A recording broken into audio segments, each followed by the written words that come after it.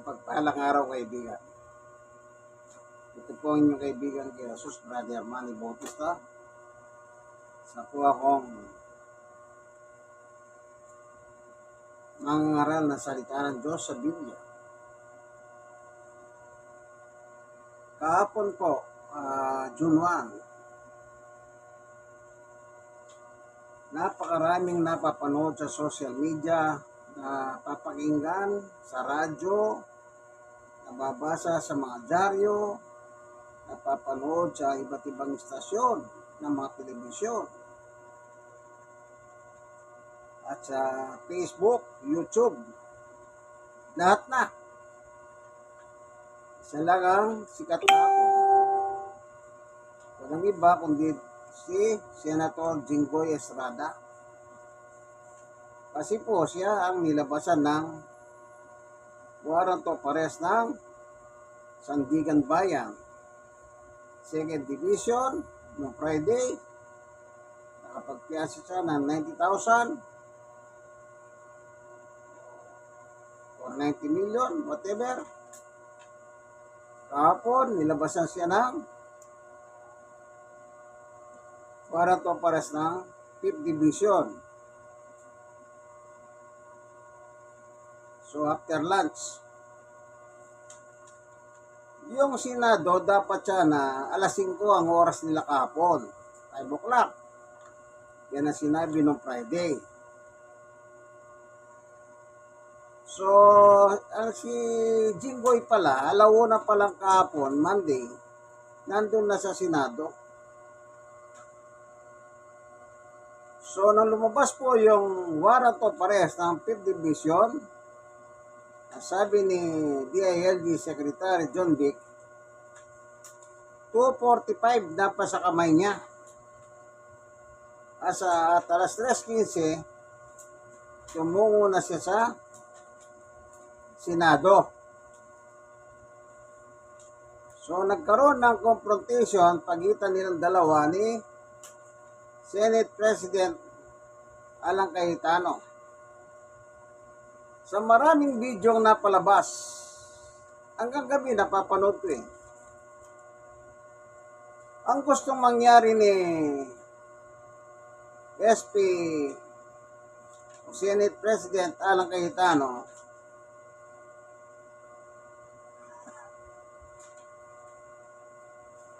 pipigilan niya. Isipin nyo, ang gusto ni Cayetano, sa labas ng Senado siya dapat arestuhin. Hindi sa loob ng Senado o premises, compound. Kaya so, ang gusto niyang mangyari, yung mangyari kay Bato. Binigyan niya ng safety si Bato sa loob ng Senado. Ngayon, sinabi ni Secretary John Vic Remulla, hindi na po pwede yung gusto mo. Kasi yung ginawa mo kay Bato, hanggang makatakas siya. Naalala niyo po ba yung mga napapanood niyo kay NBI Director Matibag? Ang sinasabi niya, nagkausap kami ni SP Cayetano. Lalaki sa lalaki. Na kung kailangan namin si Bato, ibibigay niya. So, gumawa ng eksena si Cayetano para pelikula. Eksena sa pelikula, kunwari may barilan, at nagsalita pa siyang under attack at Senado. Ang tanong, sino umatake sa inyo, Cayetano? Sino umatake sa inyo?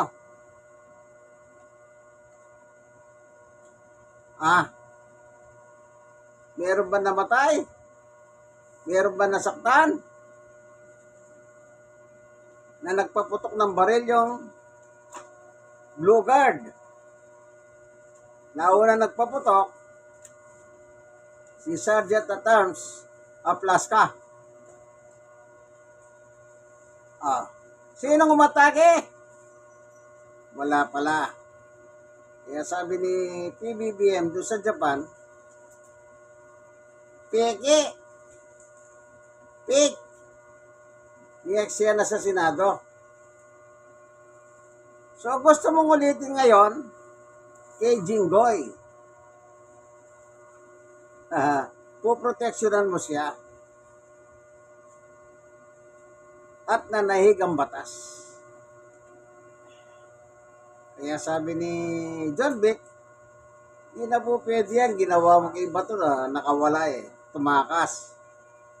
Tapos pinabasa agad ng Miranda rights.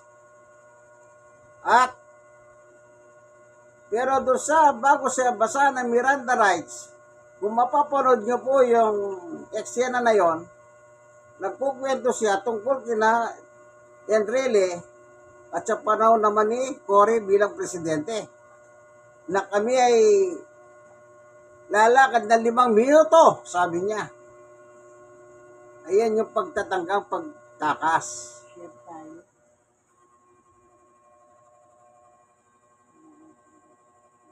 Ba't tayo naman dara? Oh, ba't may nalis? Ibigay mo na lang sa akin dito.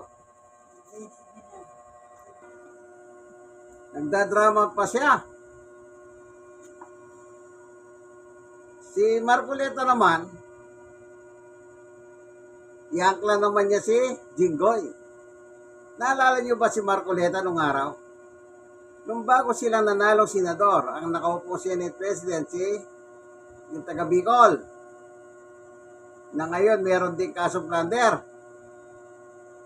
O, naalala niyo ba yan?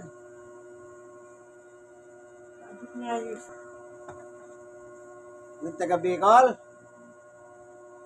na bumaluktot din sa impeachment ni Sara noong 19th Congress.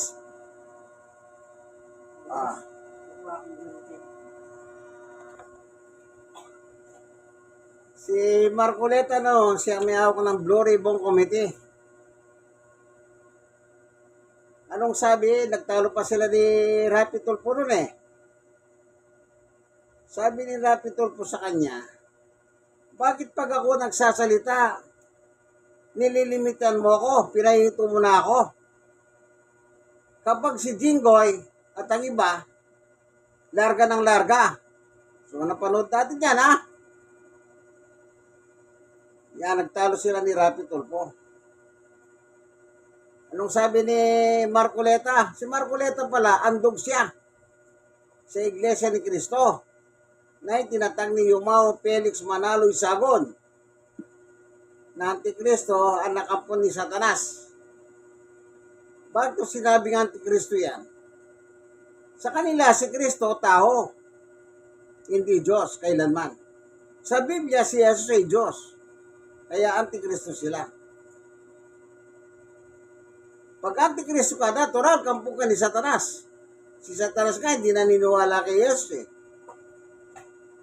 na pinangaralan ni Jesus si Satanas sa Mateo 4:4. Hindi nakati si Satanas, lumayas siya. Kaya ang Iglesia ni Cristo, Antikristo at kampon ni Satanas yan. Na itinayo ni Yumao Felix Manaloy Sagon. At tandog si Senator Rodante Marcoleta. Anong sabi niya kay Jinggoy noon? Bata, safe ka na. Bago ngayon ang natanggal ng ESP, pinalitan ni Soto, at sa Blue Ribbon si Ping Lacson. At nangyari, pinalitan naman ni Cayetano si Soto, at si Laurel Ligarda naman ang Blue Ribbon Committee. Kaya nung papalabas sila, angklang-angkla ni Marcoleta si Jinggoy. Marcoleta, sabi mo safe na si Jinggoy. Mr. Marcoleta, Rodante, safe na ba talaga si Jinggoy? Nakahangla ka ba ng gano'n sa kanya eh? Nasa video yan, oh. Napapanood sa balita. Oh. Sa likod nyo, si Amy Marcos, si Baba. Nasabi ni Baba, hindi raw niya alam ang nangyayari. Maklase talaga yung Baba, no? Oh. At tanong sa iyo, Ginoong Rodante Marcoleta, safe na ba si Jinggoy? Sa nangyari? Doon siya natulog sa kung saan nakakulong ang kanyang kumpare si Bong Revilla sa Payatas City Jail. Doon siya natulog kagabi. Bandang alas 8, umalis sa Sandigan, papunta sa Payatas. So, para ko nung nakikinig-kinita, sabi ni Bong, sa wakas, may kasama na ako. Paano kaya pag-welcome ni Bong kay Jinggoy? Alala niyo nung araw nung sa Siobisa, yung dalawa na yan, nagligaw pala kay Lani. Ang pinalad, si Bong Revilla.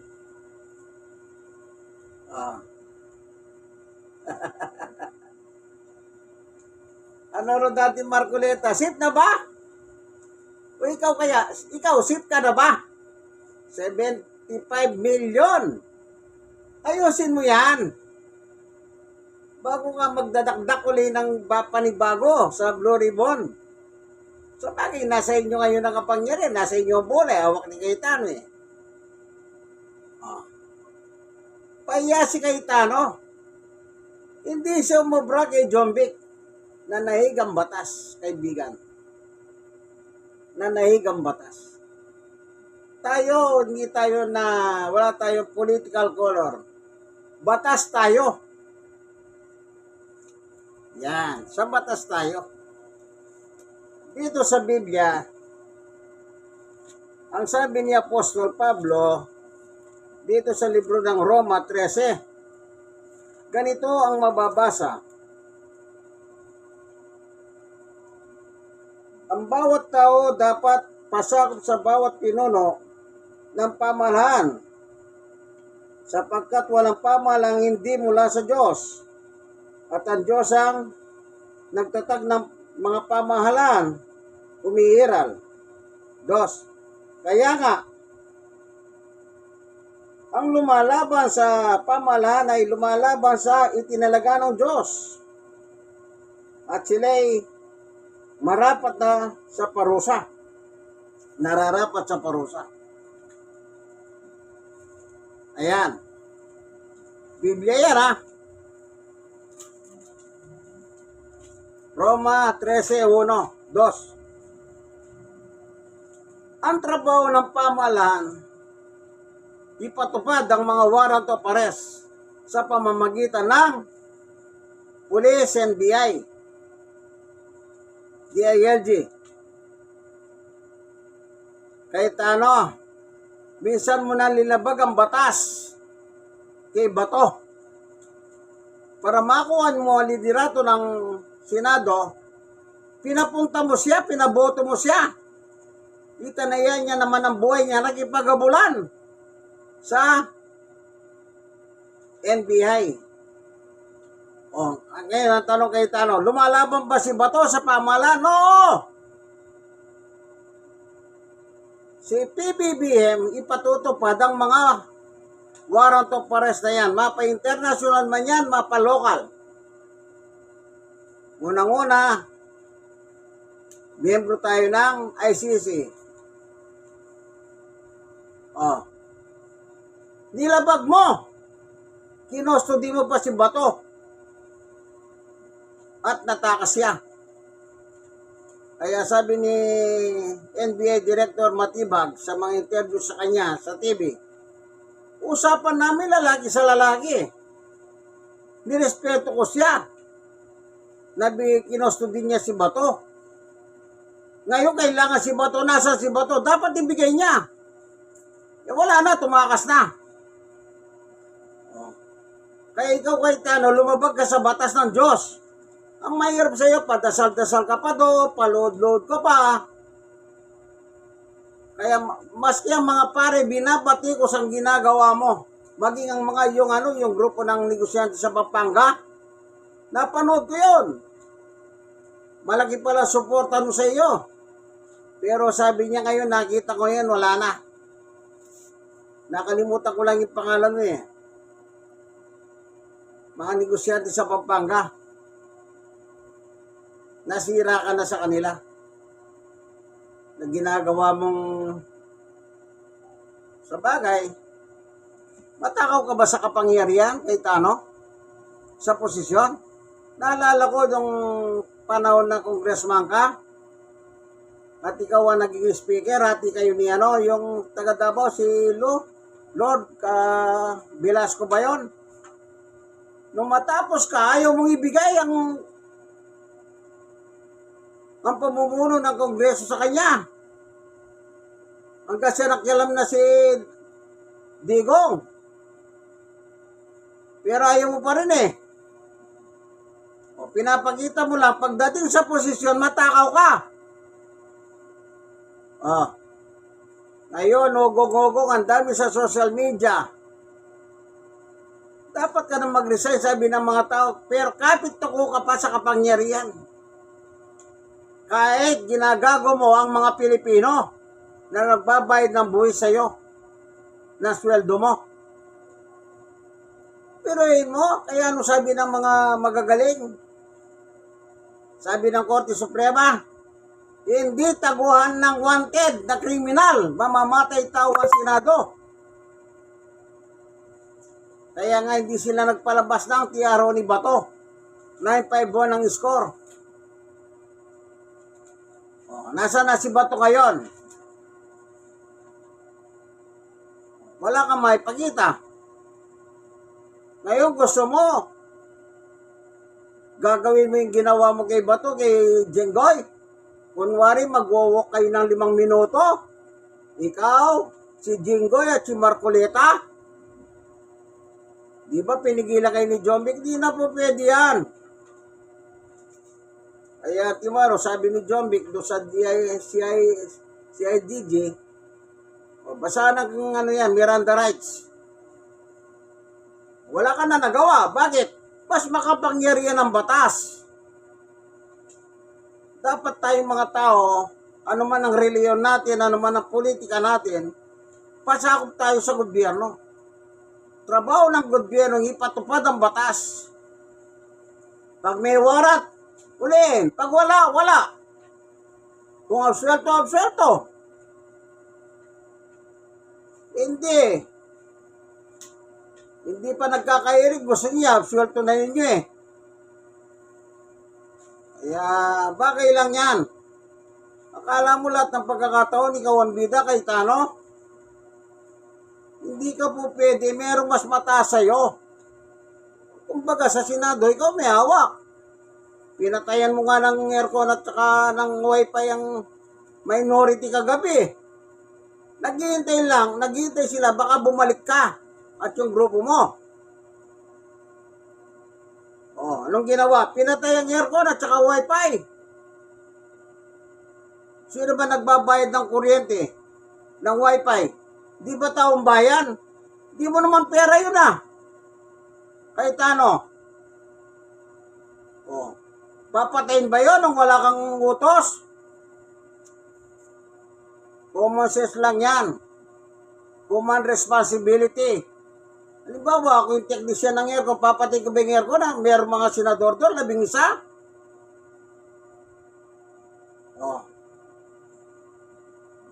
Buti na lang, hindi mo pa pinapatay yung ilaw eh. Ugali mo yung magpatay ka ng ilaw eh. Bakit? Nung nagkabari lang kayo, kayo lang ang gumawa ng barilan, kayo pa nagpatay ng ilaw sa second floor. Diba? Bakit? Kung saan ba mamamatay yung ilaw doon? Script sa pelikula yan. Kaya sabi ni Bongbong sa Japan, peke ang pelikula ng Senado. May pananagutan ka dyan. Alam mo ba? Ang sabi ni Apostol Pablo, pahawak-hawak ka pa ng Biblia eh. Gumagamit ka pa ng talata, pero sabi ng tao, demonyo ka pala. Ay tano. Lahat tayo pasakop sa gobyerno. Ang gobyerno ang natatag ay Diyos. Sinong gobyerno? Bongbong. BBM government yan. Nung nakaraan, Duterte government. Pero walang yan naman yun. Mamamatay tao. Magnanakaw. Eh yung kanyang aso. Ayun. Nagtatago na si Bato. Yan. Kaya ngayon, ang sabi ng NBI, maaaring ipatawag nila si Nancy Bato. Asawa ni Bato. Questionin lang sa pagtakas mo. Bato. No one is above the law, sabi ni Mayor Livian. No one. Lahat tayo, maging si Marcos man, hindi nakakataas sa batas. Nagkataon siya lang ang presidente na dapat magpatupad ng batas. Di ba? Mabait pa nga si Bongbong, sabi nila eh. Tama nga naman, mabait si Bongbong. Sa nakikita ko Kasi kung walang yalang yan, magtago ka na. Yung tawagin nyo lang siyang bangag.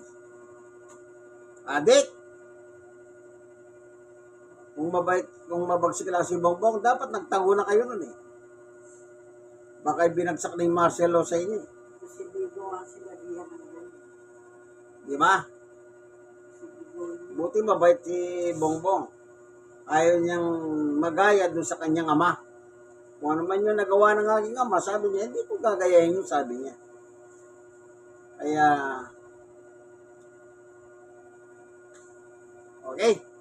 So hanggang dito na lamang Tandaan niyo po, mas makapangyarihan ang Diyos. Kasi siyang nagtatag ng gobyerno ni Bongbong Marcos. Ako po inyong kaibigan kay Jesus Brother Manny Bautista. God bless us all. Lagi po kayong manalangin. Hingin natin ang tulong ng Diyos. Lalo na ngayon po panahon natin, papalapit na po yung Super El Nino. Nakakatakot po yun. Dito lang nagmainit ang panahon, Hindi pa Super El Nino pa lang yan, Ang dami na dumadaing na mga tao. Napakainit ang panahon. Ang mature. Hanggang sa 2027 po yung mararamdaman daw natin yan ayon sa Pag-asa in October or September hanggang 2027, first quarter ng 2027. Yan Super El Nino. Kaya tingin natin sa Diyos ang kanyang awa. Kung yung kaibigan Jesus, wala tayong political color. Binasa kong Biblia, binanggit ko yung napanood ninyo, napanood ko sa television, sa social media, everything. Walang labis, walang kulang. Ano yun?